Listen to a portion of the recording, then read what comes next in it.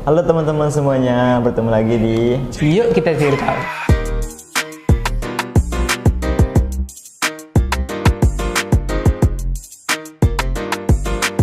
Oke, jadi kali ini kita akan membahas gimana sih kalau kita jadi orang Amerika. Ada ke orang Amerika? Yuk kita cari tahu.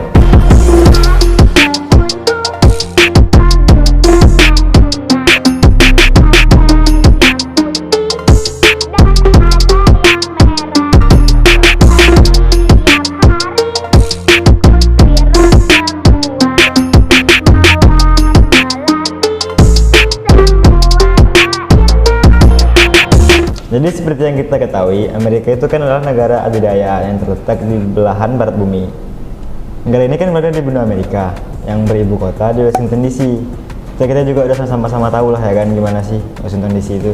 Pasti dong, yang New York sebagai kota terbesarnya dan juga sering disebut negeri Paman Sam atau Hollywood, tempatnya artis-artis ternama dunia. Bener banget. Nah, Amerika ini kan merupakan salah satu negara adidaya atau negara superpower yang juga masuk ke dalam daftar salah satu negara maju di dunia. Ya sesuai lah dengan sebutannya negara maju. Kan pengaruh Amerika di dunia kan nggak main-main. Bisa jadi nih tanah jenis yang lagi kita pakai atau nggak hoodie yang lagi kita pakai ini kan berasal dari kultur orang Amerika. Iya juga ya. Terus juga kan kita semua tahu ya kalau Amerika ini memiliki pendapatan per kapita yang tinggi, perkembangan sektor industrinya yang juga pesat, kualitas hidupnya tinggi, dan didukung dengan sumber daya alam yang berkualitas tinggi dengan penetapan prinsip berpikir positif menuju kemajuan. Sesuai banget lah dengan ciri-ciri negara maju. Betul banget, apalagi dulu kalau kita bicara sejarahnya, Amerika waktu Perang Dunia I dan II dinamakan sebagai negara yang cukup mendominasi karena saking majunya. Bayangin aja di zaman negara lain, berperang masih bisa dibilang masih menggunakan senjata seadanya atau belum secanggih sekarang. Mantap abis sih, tapi pengaruh Perang Dunia I dan II kan gede banget gitu kan. Bahkan bisa dibilang mendunia. Nah, pengaruh yang dirasakan masyarakat Amerika sendiri gimana ya kira-kira? Bener juga ya. Kan kalau dipikir-pikir Amerika sendiri negara termaju pada saat itu. Dengan adanya Perang Dunia I dan II, dia terkena dampak segimananya ya. Nah, kita kan jadi bingung nih. Teman-teman yang nonton juga pada bingung kan? Bentar deh, aku punya kenalan sih. Dia suka ngeliat film dokumenter dan cari tahu tentang sejarah zaman dulu gitu. Kita hubungi aja kali ya. Siapa itu namanya? Keisa? Keisa ya. Dia lagi di mana sekarang? Di Lampung ya? Berarti kita video call? Iya, boleh. Oke.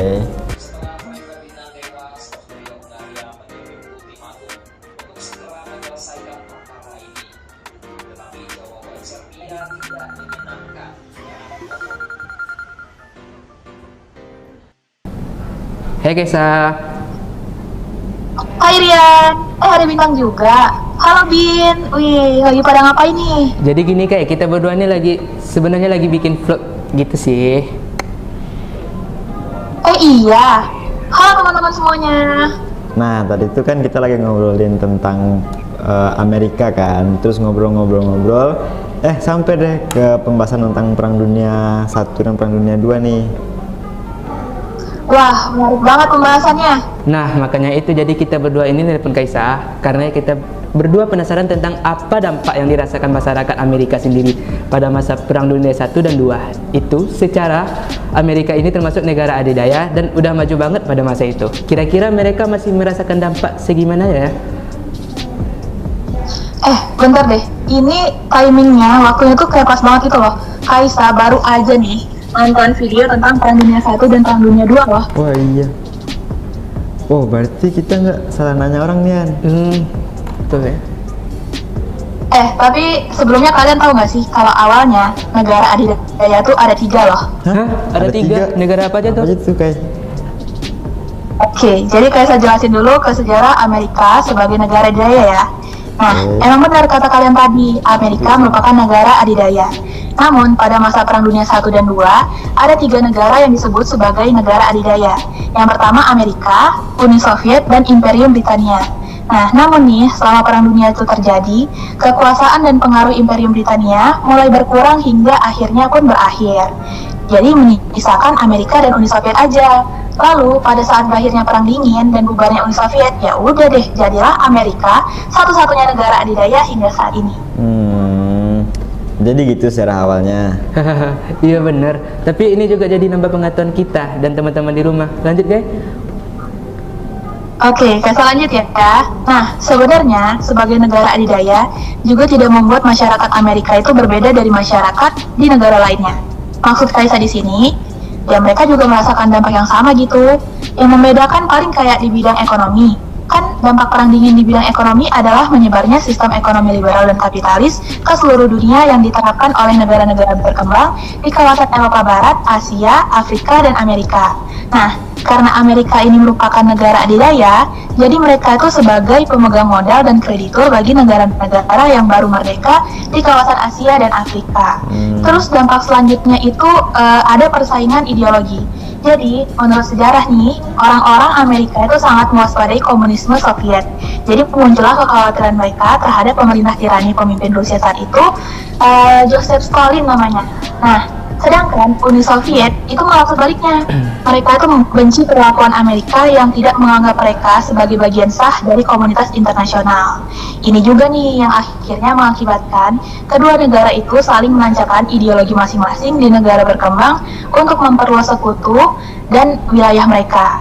Nah, di sini Amerika dan sekutunya menganut ideologi liberal dan kapitalis, sedangkan Uni Soviet menganut ideologi komunis dan sosialis. Terus oke. Terus yang selanjutnya adalah meluasnya ilmu pengetahuan dan teknologi atau IPTEK. Kalian ingat kan, Uni Soviet dan Amerika pernah bersaing di eksplorasi luar angkasa itu? Yang ini loh, mereka berlomba-lomba jadi yang pertama mengirimkan manusia ke luar angkasa. Oh iya, ingat-ingat yang diawali dengan peluncuran Sputnik 1 itu kan di tahun 1957 itu ya kalau nggak salah ya. Terus disusul sama Amerika pada Januari 1958 dengan meluncurkan satelit Express 1 kan? Iya benar. Nah, dari situ tuh negara-negara di dunia mulai mengenal dan ada juga yang mulai membuat satelitnya sendiri. Oke, ini dampak yang terakhir nih. Dampak dari Perang Dingin adalah kemajuan pembuatan senjata. Di sini kan Amerika mengembangkan senjata atom yang juga sebagai senjata pengakhir Perang Dunia II. Ya, kalau yang membedakan sih itu aja seingat Kaisa. Kalau yang selebihnya ya sama juga. Mereka juga merasakan kemiskinan, krisis ekonomi, kehancuran sarana fisik dan non-fisik. Tapi kayaknya ada satu lagi deh. Bentar, Kaisa ingat dulu ya. Apa itu? Oh iya nih, pada saat itu Amerika juga melahirkan Liga Bangsa-Bangsa yang diprakarsai oleh Presiden Amerika Serikat pada saat itu, Woodrow Wilson. Nah, sekarang organisasi tersebut telah berganti nama dan kita kenal sebagai PBB. Itu aja sih dampak yang dirasakan Amerika. Oh, lengkap banget deh penjelasannya kan. Iya. Oke, makasih banyak ya, Kak. Makasih ya Kak ya. Oke, sama-sama. Ya, kita matikan ya. Maaf ganggu waktunya guys ya. Dadah. Dadah. Nah, benar kan dia emang suka ngeliat dan menelaah sejarah gitu, Bin? Iya, lengkap banget penjelasannya. Tapi kan tadi kita udah ngampus tentang Amerikanya nih. Nah, peran Indonesia dalam Perang Dunia 1 dan 2 itu apa ya? Nah, kalau ini sih aku tahu, Ben. Nah, pada masa Perang Dunia 1, Indonesia tidak ada berkontribusi sama sekali pada masa jajahan Belanda. Fokusnya Indonesia yang mencari cara untuk bebas dari jajahan Belanda gitu, Ben. Oh, berarti belum dulu masuk dengan hal itulah ya? Iya, belum. Tapi pas Perang Dunia 2, Indonesia kan membantu Jepang. Pada saat itu, Indonesia dijanjikan kemerdekaan oleh pihak Jepang. Ya, kontribusinya ya pada saat membantu Jepang itu aja sih. Kan Indonesia merdeka Agustus 1945, sedangkan Perang Kedua Dunia berakhir September 1945. Tapi setelah Perang Dunia 1 dan 2, kan terjadi perang dingin antara Uni Soviet dan Amerika. Nah, pada saat itu mereka berusaha mencari sekutu dengan menyebarkan ideologi dari masing-masing mereka ke negara berkembang dan negara maju yang baru aja merdeka, kayak kata Kaisa tadi ya. Ya. Amerika menyebarkan ideologi liberal dan kapitalis, sedangkan Uni Soviet menyebarkan ideologi komunis dan sosialis. Berarti di Indonesia sempat dong kesebar dari ideologi masing-masing dari mereka itu? Sempat dong, kan pada saat itu Indonesia merupakan negara yang baru merdeka. Contohnya gimana? Oke, jadi gini. Pada saat itu Amerika mencoba menghalangi penyebaran komunis yang disebarkan oleh Uni Soviet di Indonesia melalui badan intelijennya, yaitu Central Intelligence Agency atau CIA. Salah satunya melalui pemberontakan PRRI atau Permesta. Keterlibatan Amerika di pemberontakan ini dibuktikan dengan tertangkapnya Alan Pope. Oh iya, aku baru ingat. Ada juga kan pemberontakan komunis yang terjadi di tahun 1948 yang dipimpin sama Musso. Iya. untuk menjadikan Indonesia itu menjadi Republik Soviet. Nah, ya benar. Tapi kalau pemberontakan itu yang terlibat atau yang mendorong pemberontakannya Uni Soviet, Tapi ideologi yang tersebar itu kan nggak bertahan lama di Indonesia. nggak akan bisa. Karena semua ideologi yang mereka bawa bertentangan dengan Pancasila sebagai dasar negara, Pak. Iya benar sih. Ideologi liberal kan menjunjung tinggi kebebasan individu tanpa batasan pemerintah maupun agama kan. Sedangkan Indonesia itu adalah negara yang sangat beradab dan berketuhanan. Jadi nggak bisa diterapkan di Indonesia tuh. Sama juga kayak ideologi komunis, paham yang menolak adanya hak individu. Sedangkan Indonesia sendiri kan sangat menjunjung tinggi hak manusia. Karena alasan itu juga lah Indonesia bergabung dan bekerja sama dengan India dan beberapa negara lainnya dengan gerakan non-blok, yang artinya Indonesia tidak berpihak ke blok manapun, maupun blok barat atau blok timur. Ini juga sesuai dengan prinsip Indonesia dalam menjalin hubungan dan negara lain, yaitu prinsip bebas aktif. Bisa dibilang juga berarti gerakan non-blok ini masa awal Indonesia berperan aktif di internasional ya. Secara Indonesia juga kan pada masa itu masih negara baru yang merdeka gitu kan.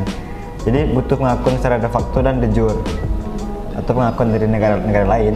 Bentar deh, tadi kan kita sempat membahas tentang perang dan pemberontakan. Aku jadi keinget materi tentang sosiologi. Nah, maksudnya gimana tuh? Jadi kerjasama hubungan internasional, perpecahan, pemberontakan, dan perperangan itu bagian dari interaksi kan? Iya benar juga sih, tapi kan kerjasama dan hubungan internasional itu beda dengan perpecahan sama pemberontakan dan peperangan. Iya memang beda, karena yang satu bentuk interaksi asosiatif dan interaksi positif yang mengarah pada kesatuan dan kerjasama, sedangkan yang satu lagi interaksi sosial disosiatif atau interaksi negatif yang mengarah pada konflik, perpecahan, perang, dan pemberontakan.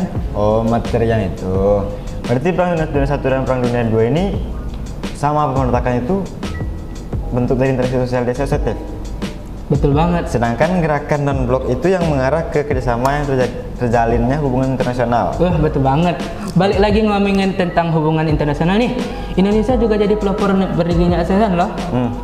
Jadi pada tanggal 8 Agustus 1967, Indonesia, Malaysia, Singapura, Thailand, dan Filipina mendirikan kerjasama regional yang bernama ASEAN ya.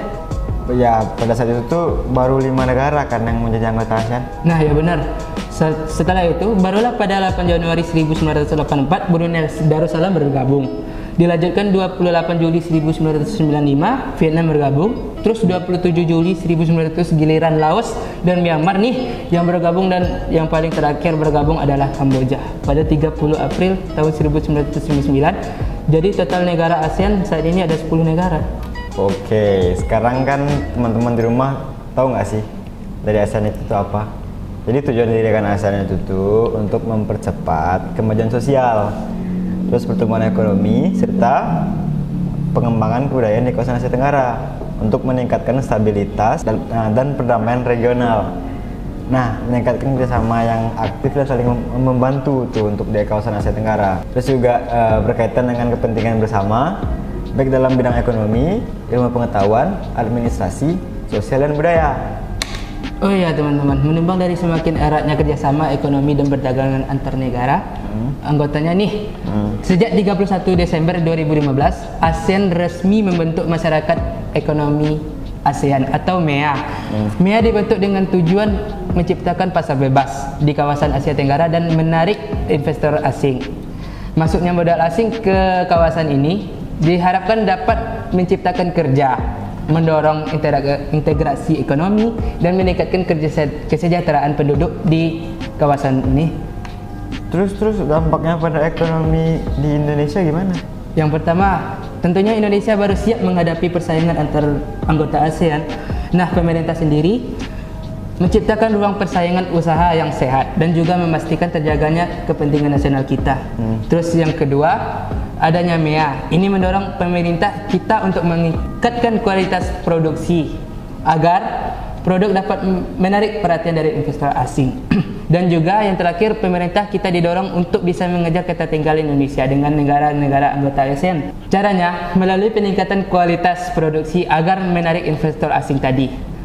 Dengan menerapkan paket kebijakan yang berfokus pada formulasi upah, penurunan ongkos produksi, pemotongan pajak, penyederhanaan prosedur dan biaya ekspor, akses perkreditan, dan perlindungan investasi.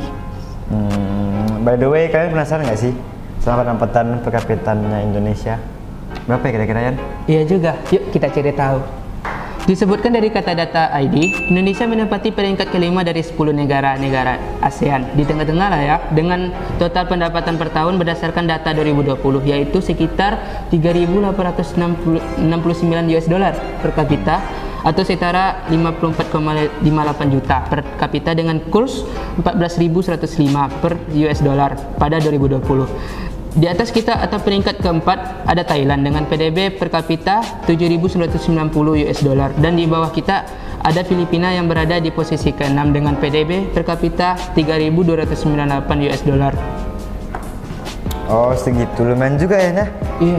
Semoga kedepannya pendapatan per kapita Indonesia itu bisa lebih tinggi gitu kan, di peringkat pertama di ASEAN. Amin. Tapi sekarang jadi aku nih yang bertanya. Kalau Indonesia aja segitu pendapatan per kapitanya, Amerika berapa ya pendapatan per kapitanya? Secara kan Amerika punya Apple, mereka punya Google dan teknologi yang lain. Berapa ya? Waalaikumsalam. Salam. Dari mana aja kamu, Dip? Iya udah jam segini baru nongol. Ya maaf guys, tadi ada sebentar. By the way, lagi bahas apa nih? Jadi tadi itu kita udah ngebahas tentang apa sih dampak yang dirasakan oleh Amerika gitu kan dalam perang dunia 1 dan 2. Terus juga tadi dibantu sama Kaisara. Jadi kita tuh ada bagian berapa yang bikin kita bingung sama Kaisara. Terus tadi Siren habis mau apa ya? Kan tadi kita bahas pendapatan per kapita Indonesia. Ya. Nah, aku penasaran pendapat per kapita Amerika itu berapa? Kalau Indonesia aja mencapai 54,58 juta per kapita pada tahun 2020. Pada penasaran kan? Aku juga penasaran sih. Aku ada tabelnya, tapi karena Diva datangnya telat, jadi kita suruh Diva yang jelasin. Jelasin Boleh. doang gampang cuma. Coba jelasin mana? Jadi seperti yang kita lihat, pendapatan Amerika lebih dari 60.000 dolar Amerika, sedangkan Indonesia berada di kisaran 4.000 dolar. Agak jauh ya bedanya. Ya. Padahal secara jumlah penduduk Indonesia nggak jauh-jauh banget nih dari Amerika, seperti yang di tabel yang kita lihat. Jadi kesimpulannya adalah yang tertinggi itu Amerika, sedangkan Indonesia menduduki peringkat kelima di ASEAN. Kira-kira bisa nggak sih Indonesia bergerak menjadi negara maju dan menempati peringkat pertama dalam pendapatan per kapitanya? Nah kalau itu sih tergantung gimana masyarakatnya sendiri sih, apalagi yang generasi muda kan. Kalau kita bisa bekerjasama untuk memajukan bangsa kita sendiri, ya pasti bisa sih seharusnya untuk menjadi negara maju gitu kan karena masa depan bangsa Indonesia sendiri ada pada generasi mudanya. Ya kalau generasi mudanya kayak Diva ya nggak bisa lah. Maaf atuh. By the way, seru banget loh pembahasan kita ini. Yeah. Sampai nggak sadar kalau pembahasan kita udah sampai kemana-mana aja. Iya sampai lupa waktu loh kita. Wih udah jam segini aja Yan. Oke deh guys, segitu dulu vlog kita kali ini. Soalnya udah kelewatan durasinya. Nah nanti dimarahin. Dimarahin Pak Editor ya? Dimarahin Pak Editor ya? Dimarahin Pak Editor kan? Iya. Ya udah, kita akhirin dulu segini vlog kita. Baiklah, makasih yang udah nonton. Jangan lupa lupa klik like-nya dan saya Bintang. Saya Riyad. Saya Diva. Pamit undur diri. Terima kasih. Bye. Bye.